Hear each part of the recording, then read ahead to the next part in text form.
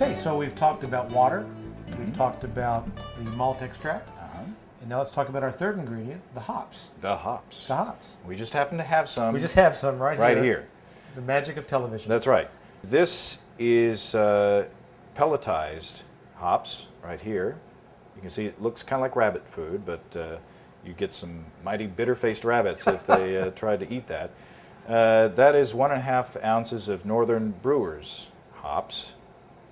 And this, believe it or not, is 1 ounce of East Kent Goldings. And it is, as you can see, the whole leaf hops. Now, we talked to our friends up at Hop Union up in the northwest part of the country, and they gave us some information about hops. Hops are a cone-like flower of a plant that is a very long vine. That grows like wildfire. Grows crazy. It grows really fast, and it grows on vines in the northwest part of the country mostly. It first was used in Europe before the year 800. It came to the U.S. in about 1600 with the colonists, and it's a plant that it's almost exclusively used for brewing of beer. That's right. What does it do for beer? Well, it does two things. Primarily, it flavors the beer, and we'll be using both of these hops at different times in our brew.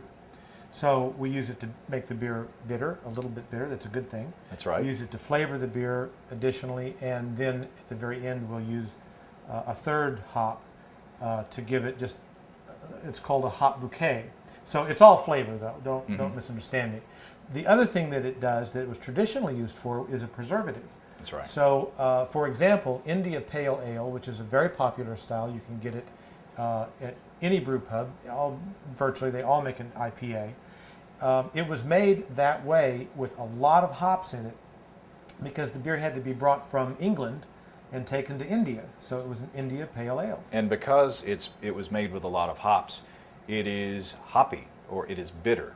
And if you don't like bitter beer, don't drink an IPA. You're not going to like the IPA because it's very hoppy. I happen to like hops, but I like malty beers too, which is what they call the opposite end of the scale, the sweet beers. If a beer is not very bitter and is more sweet, it's referred to as malty.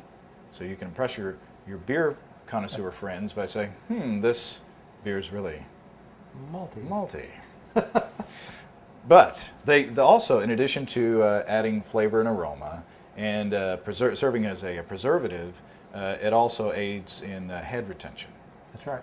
So there are different varieties of hops. There are aroma hops and bitter hops, and some are good for both. And they are measured in several different ways. There are international bitterness units, there are alpha acid units, there are homebrew bitterness units. But for our purposes, since this is kind of a beginner's video, we're not going to worry about that. We're not going to spend a lot of time on that. Just find a good resource for recipes, follow the recipe, and you'll come up with a good beer. Where you really need to know about the measuring the bitterness units is when you're coming up with your own recipes and you want to make sure that you get a beer that is not too malty or too bitter. That's right. Too hoppy. I made a beer once early on, maybe my third or fourth batch that I made, and I got carried away with a bittering a hop, Cascade I think it was, but it was a very bitter form of hops, and I used way too much, and the beer was really bitter. It was still very drinkable, but I never made that mistake again, and I learned to measure and to pay attention to what kind of hops I have, because it really affects the taste of your beer. That's right.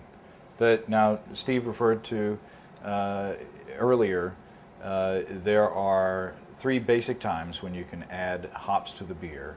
In the beginning of the boil, when you add your malt, and that is, it's called your bittering hops. And the oil in the hop plant releases its taste characteristics at different times in the boil. And if you put the bittering hops at the beginning and boil for an hour, or the hops in the beginning and boil for an hour, that's where you get your bittering characteristics. And then 15 minutes before the end of the boil, you would want to add your hops that you want for flavoring.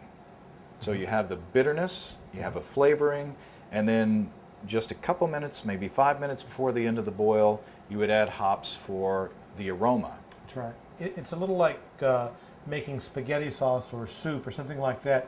If you add, basil or whatever it is in at the beginning of making your spaghetti sauce, a lot of the flavor of that basil is going to be lost. Now, some of it will remain.